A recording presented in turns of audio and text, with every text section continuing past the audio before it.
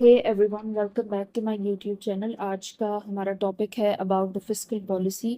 Last में हमने बात की थी about the monetary policy. Monetary policy के कौन कौन से टूल्स होते हैं, मॉनेटरी पॉलिसी कौन बनाता है, सेंट्रल बैंक बनाती है मॉनेटरी पॉलिसी। इसके अलावा कौन कौन से चैलेंजेस होते हैं, मॉनेटरी पॉलिसी की टाइप्स एंड किस तरीके से जो है उसको इम्प्लीमेंट किया जाता है इकोनॉमी को बूस्ट करने के लिए। आज हम बात करेंगे अबाउट द फिस्कल पॉलिसी।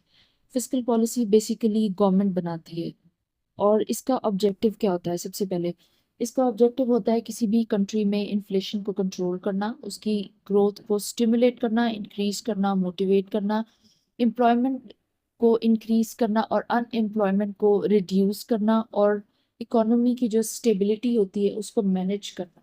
ये ऑब्जेक्टिव्स होते हैं फिस्कल पॉलिसी के। अब हम बात करेंगे what are the tools of fiscal policy. कौन कौन से टूल्स हैं जो गवर्नमेंट यूज करती है फिस्कल पॉलिसी को इम्प्लीमेंट करने के लिए, रेगुलेट करने के लिए।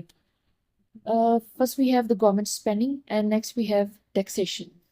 गवर्नमेंट स्पेंडिंग इस तरह से यूज़ की जाती है जब गवर्नमेंट अपनी स्पेंडिंग इंक्रीज कर देती है पब्लिक सर्विसेज पे, लाइक हेल्थ है, एजुकेशन है, इंफ्रास्ट्रक्चर है। तो इससे जो इकोनॉमी होती है वो ग्रो करती है, बूस्ट करती है किसी भी कंट्री की। और जब इन्फ्लेशन बहुत बढ़ जाती है तो उस इन्फ्लेशन को रिड्यूस करने के लिए, उसको कंट्रोल करने के लिए, कर्व करने के लिए जो गवर्नमेंट स्पेंडिंग होती है सबसे पहले उसको कंट्रोल किया जाता है।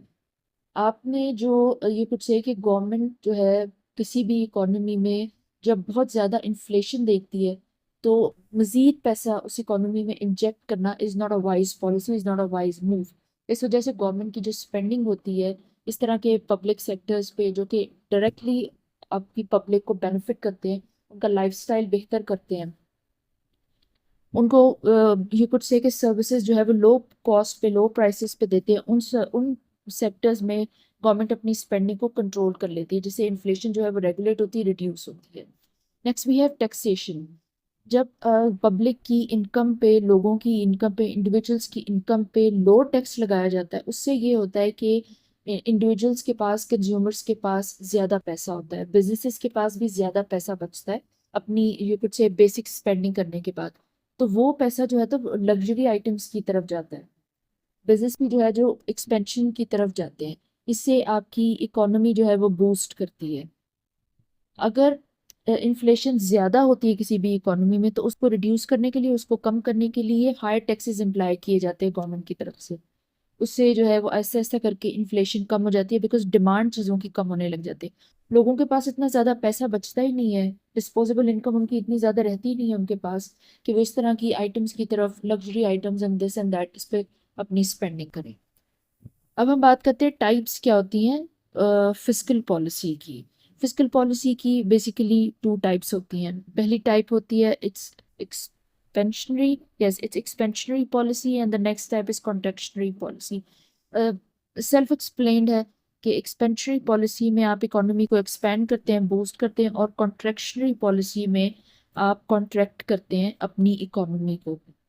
जो आपकी एक्सपेंशनरी पॉलिसी होती है, जब इकोनॉमी स्लो होती है, रिसेशन में होती है, प्रॉब्लम में होती है, तो उस टाइम पे व्हाट यू डू इज कि आप क्या करते हैं, आप गवर्नमेंट स्पेंडिंग को इंक्रीज कर देते हैं, यानी इकोनॉमी में मजीद पैसा इंजेक्ट किया जाता है। मजीद पैसा जब इंजेक्ट किया जाएगा और टैक्सेस को भी रिड्यूस कर दिया जाता है, इससे पूरी मार्केट में इतना पैसा हो जाता है कि आहिस्ता आहिस्ता ये सारा पैसा सर्कुलेट करता है लोगों के हाथों में, इंडिविजुअल्स के हाथों में, और लोगों की जो स्पेंडिंग पावर है वो इंक्रीज कर जाती है, बिजनेस भी जो है वो ग्रो करते हैं, बूम करते हैं। इस तरह से आपकी जो इकोनॉमी होती है वो बॉटम से या फिर स्लो ग्रोथ से या रिसेशन से ऊपर की तरफ को आती है। जैसे कि कोई भी इंफ्रास्ट्रक्चर प्रोजेक्ट में गवर्नमेंट ये कुछ से इन्वेस्ट कर दे, स्टार्ट कर दे उसको, जिससे बहुत सारे लोगों को जॉब मिलेगी।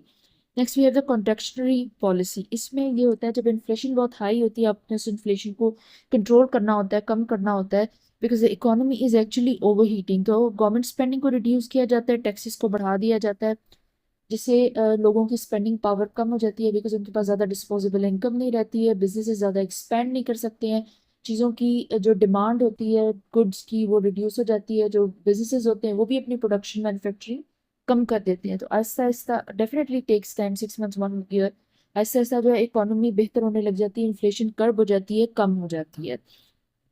अब हम बात करते हैं what are the challenges of fiscal policy. Last में हमने मॉनेटरी पॉलिसी के चैलेंजेस के बारे में भी बात की थी।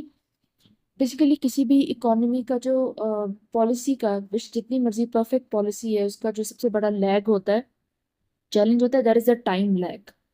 ये बहुत बड़ा लैग होता है बिकॉज जैसे आप इकोनॉमिक प्रॉब्लम को सबसे पहले आपने आइडेंटिफाई करना होता है। आइडेंटिफाई करने के बाद आपने पॉलिसी को प्लान करना होता है। एक वाइडर टर्म की जो पॉलिसी होती है वो डेफिनेटली आपके पास अवेलेबल होती है, लेकिन आप इकोनॉमी की किस सिचुएशन पे खड़े हैं, कौन कौन सी जो नीश इश्यूज फेस कर रहे हैं, आपने उसके हिसाब से स्ट्रेटजिकली प्लान करना होता है। आप जब उस स्ट्रेटजी पे प्लान करते हैं फिर उसको इम्प्लीमेंट करते हैं, it takes a lot of time. तो इकोनॉमी को उससे जो है वो गुजरना पड़ता है। Second point is political, sorry, second point is public debt. Public debt में basically too much government spending, अगर गवर्नमेंट बहुत ज़्यादा स्पेंडिंग करती है और टैक्सेस यानी रेवेन्यू इतने हैं नहीं गवर्नमेंट के पास, और गवर्नमेंट स्पेंडिंग बहुत ज़्यादा कर रही है, तो इससे जो इकोनॉमी होती है, जो गवर्नमेंट होती है, वो हाई डेट में चले जाती है। जब इकोनॉमी को रिलैक्स करना होता है, उसे रिसेशन से थोड़ा ऊपर लेके आना होता है, तो टू मच स्पेंडिंग, अगर प्रॉपर प्लानिंग ना की जाए, या फिर यू कुछ से कि एक लिमिट से ज़्यादा रिसेशन में है इकोनॉमी, तो उस पर बहुत ज़्यादा स्पेंडिंग कर दी जाती है, तो कंट्री जो है वो हाई डेट में चला जाता है। The next point is political influence. Government is definitely always under political influence. तो जो फिस्कल पॉलिसीज होती हैं वो ज़्यादातर गवर्नमेंट्स अपनी पॉपुलैरिटी के लिए, अपने पर्सनल लाइक अपनी गवर्नमेंट जो यूपिट से रूट होता है उसकी पॉपुलैरिटी के लिए, उसको बेनिफिट देने के लिए यूज़ करती हैं। ज़्यादातर इकोनॉमी को, इकोनॉमिक स्टेबिलिटी को, या इकोनॉमी को बेहतर करने के लिए, चर्न आउट करने के लिए यूज़ नहीं की जाती है। तो आपको उस तरह से जो है वो इसका इम्पैक्ट नहीं नज़र आता है जिस तरह नज़र आना चाहिए। And the last point is impact on the private sector. अगर गवर्नमेंट बहुत ज़्यादा बोरो कर लेती है तो जो अवेलेबल फंड्स होते हैं, जो प्राइवेट बिजनेसेस को मिलने होते हैं, वो बहुत कम रह जाते हैं, बहुत कॉन्ट्रैक्ट कर जाते हैं। बिकॉज उससे क्या होता है, जो पूरी इकोनॉमी का बैलेंस होता है वो बुरी तरह से बिगड़ जाता है। किसी भी कंट्री में अगर सारे सेक्टर्स का बैलेंस आपस में गड़बड़ हो जाएगा, प्रॉब्लम हो जाएगी, इनबैलेंस हो जाएगा, तो उसको रेगुलेट करने के लिए भी it takes a lot of time and policies and this and that. तो ये बहुत सारे चैलेंजेस होते हैं जिनको बहुत स्ट्रेटेजिकली आपको डील करना पड़ता है। स्टिल बहुत से प्रॉब्लम्स आ जाते हैं और आपको फिर लेटर ऑन उनको जो है वो डील करने की जरूरत होती है। So this was the today's lecture. क्या होती है fiscal policy, what are the tools, what are the challenges and what are the types, और किस तरह से इनको इम्प्लीमेंट किया जाता है, और कैसे कैसे जो है वो पब्लिक इससे बेनिफिट लेती है। It's a very important topic, do follow it. Thank you so much.